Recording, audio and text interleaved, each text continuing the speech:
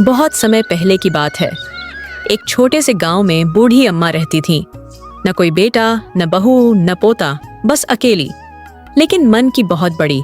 हर किसी की मदद करना उसकी आदत थी। अम्मा सुबह उठती, थोड़ी सी लकड़ियां बटोरती, बाजार में बेच आती और उसी से 2 वक्त की रोटी जुटा लेती। एक दिन जंगल में लकड़ियां बटोरते समय अम्मा को एक अजीब सी आवाज सुनाई। बचाओ बचाओ, कोई है। अम्मा ने इधर उधर देखा तो एक पेड़ के पीछे एक घोड़ा खड़ा था, पर वो आम घोड़ा नहीं था, उसके पंख थे। अरे बाप रे, उड़ने वाला घोड़ा।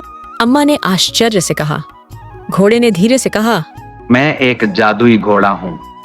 किसी ने मुझे यहाँ कैद कर दिया था, तुमने मुझे आजाद किया, अब मैं तुम्हारा साथ दूंगा।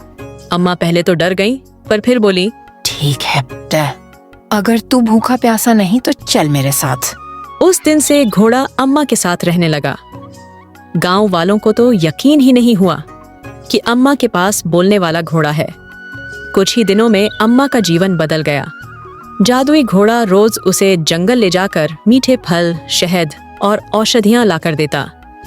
अम्मा उन्हें बेचकर ज्यादा पैसे कमाने लगी, लेकिन उसने कभी घमंड नहीं किया।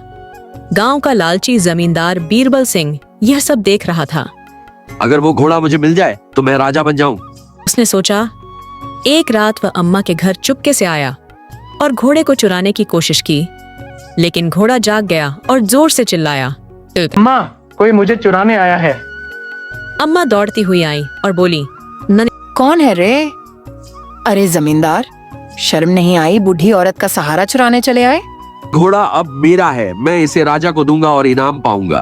घोड़े ने गुस्से से अपनी आंखें लाल कर लीं और बोला, जिसके दिल में लालच है वह मेरा मालिक नहीं बन सकता। फिर उसने जमींदार को अपनी पीठ पर बिठाया और आसमान में उड़ गया।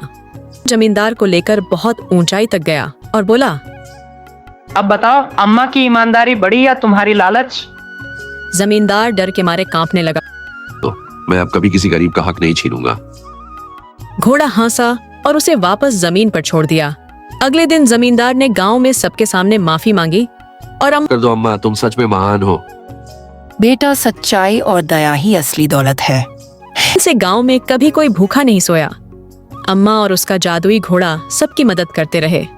नैतिक शिक्षा, ईमानदारी, दया और संतोष से बड़ा कोई जादू नहीं।